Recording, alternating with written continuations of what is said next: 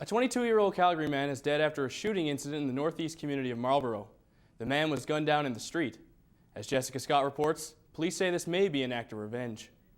Police have arrested two men in their 20s in connection with the shooting last night. Police were called to the 4600 block of Maryvale Drive around 6:30 after reports of a man being shot. Residents would not talk on camera but say they heard multiple gunshots and ran outside to find a man lying dead in the street. Officers arrived quickly on scene and spoke to many witnesses who shared a description of a vehicle. A maroon pickup truck matching the description of the vehicle that fled the scene was found by officers in the Bowness area.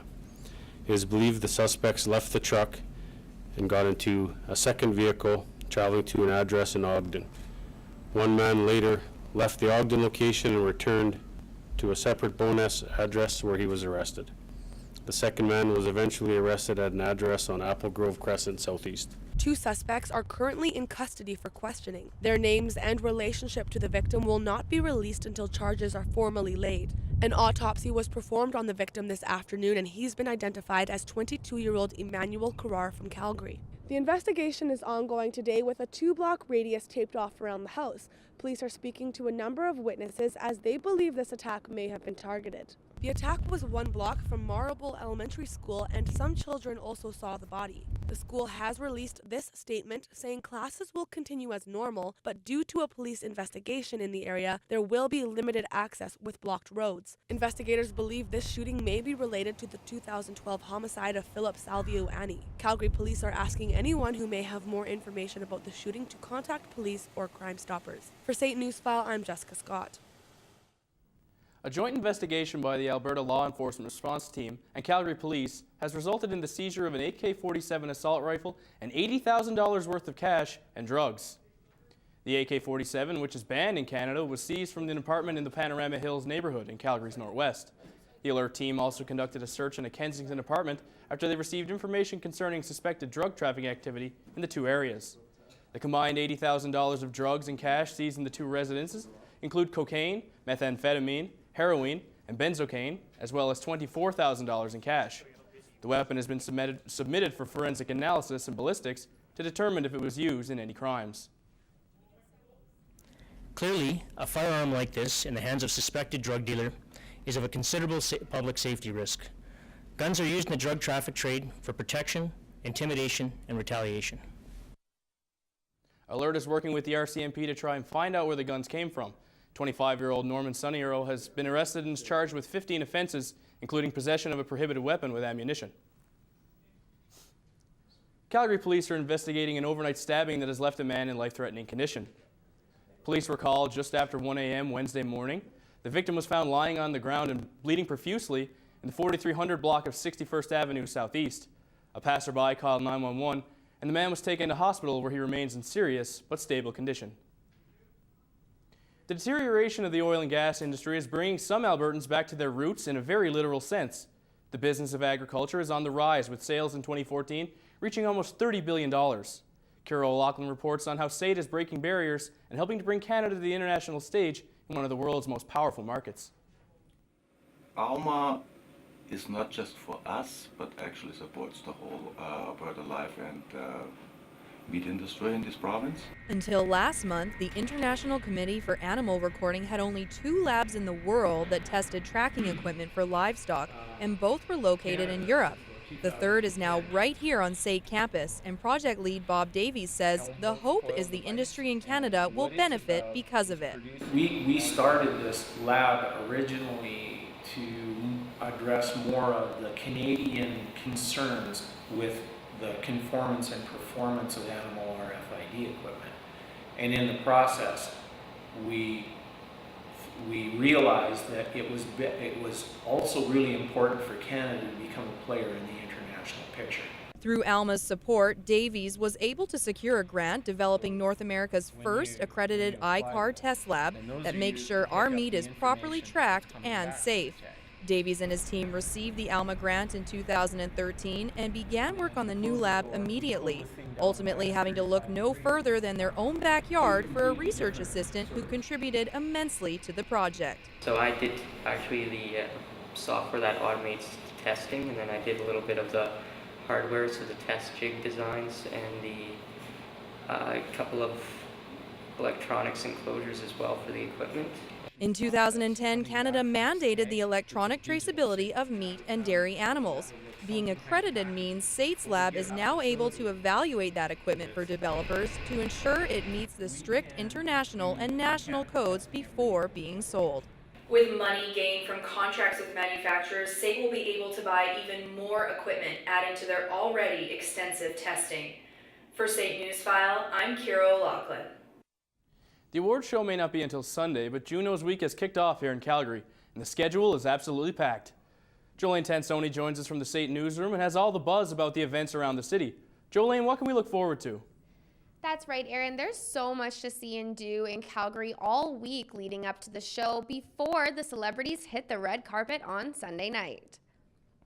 Some highlights from the dozens of events leading up to the show include the Juno Cup Jam Thursday, a fundraiser for Music Counts, the music education charity under the Juno umbrella. It will feature performances by Juno Cup players, including headliners Gord Bamford, Brett Kissel, and Sean Hook. Friday night, we will see the Juno Cup, a celebrity fundraising hockey game at the Max Bell Arena. The game pits some of Canada's music greats against NHL legends old and new, with all proceeds going to Music Counts. There's also Juno Fest, a two-night music celebration of Canadian music with nominees and well-known artists hitting up 15 venues around Calgary. The event features 3 or 4 acts in each spot. Paul Brandt is hosting this year's Juno's Songwriter Circle, where Canadian artists share their songs and stories on stage in an intimate setting for fans. More than 11,000 tickets have been sold for the show, and Premier Rachel Notley officially kicked off Juno's Week earlier this afternoon in Edmonton. A volunteer group is hosting the Juno Hub at the Core Shopping Center downtown, where you can learn more about all of these events. We're basically here to inform people of different events that are going across the city, and of course, have some cool artifacts that people can come in and come check out, like Terry Clark's, one of her outfits that she's worn, what Russell Peters worn when he hosted the Junos in 2008, and a bunch of different shoes, like when Drake was hosting the Junos, his Reeboks are on display as well, and of course a couple different art trophies that people can come check out. The city's electric with excitement, and there's so many opportunities for Calgarians to take part in the festivities. Jolene Tansoni joining us from the SAIT newsroom. Prime Minister Justin Trudeau was in Calgary yesterday and vowed that help is on the way for Calgarians who've seen the rug pulled out from under them in a tanking economy. Trudeau visited the Kirby building downtown for a roundtable discussion before visiting the SAIT campus. The Prime Minister took a quick tour around the Thomas Riley building, where he was met by a raucous crowd. Trudeau put his skills to the test, helping students put the finishing touches on their projects. Hundreds of people were gathered outside Toronto City Hall this morning to take part in the funeral procession for former Mayor Rob Ford, and some of them were chanting "Mayor for Life." Ford's family invited people to accompany them as the procession winds its way from City Hall to St. James Cathedral for the public funeral. The family is planning a celebration this evening at a hall where the controversial politician held rallies. Former MP Jean Lapierre and members of his family were among those killed in a plane crash Tuesday. They were headed to eastern Quebec to attend a funeral for Lapierre's father. Lapierre's 83-year-old father died on Monday after a long battle with Parkinson's disease. Their airplane was approaching the runway in poor weather conditions when the crash occurred. Lapierre remained in the public eye in recent years, appearing as a political analyst on radio and TV stations in Quebec.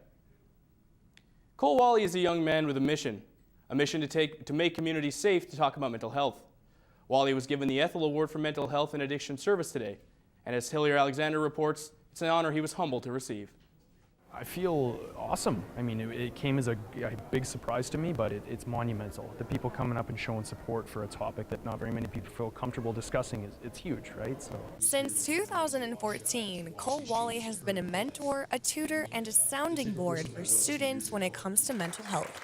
Wally was nominated for this award for the strength he has shown in his own recovery from addiction, as well as the time he's spent volunteering with youth who are at risk of addiction. Once I got clean and sober, and I've been institutionalized for 2 years of my life. I started using at 12, and just now I've kind of gotten my act together. So I was definitely familiar with the programs and the people and the addicts, and what came along with recovery, and I just couldn't picture myself doing anything else. Former Lieutenant Governor Donald Ethel and current Lieutenant Governor Louis Mitchell were in Okotoks today to present the award at Foothills Composite High School. I think that he's definitely a very worthy recipient that is going to continue to really and he'll pay this award for next year. 47,000 Canadian deaths are linked to substance abuse annually, and for many, the urge to dive into substance abuse comes not only from peer pressure, but from mental health issues. Wally is planning to focus his efforts on diversifying mental health supports throughout Alberta. My end goal is to open up a treatment center here in Alberta, and hopefully several across North America that aid specifically to people 12 to 21 who are struggling with addiction. Cole's service is a reminder that citizens have the power to create a meaningful change. For State News File, I'm Hillary Alexander. Backcountry snowmobilers and skiers are being warned about the increased risk of avalanches this week in British Columbia and Yukon. Avalanche Canada says a forecast calling for warm weather until Friday is expected to affect the Yukon to the United States border and the Pacific to the Rockies. Anyone heading into the backcountry are being advised to start their trips early in the morning when it's still cold and before the sun rises, and to be out of the avalanche terrain by the early afternoon. Lots of events happening around Calgary this weekend. Check out what Darcy's got in this week's community calendar.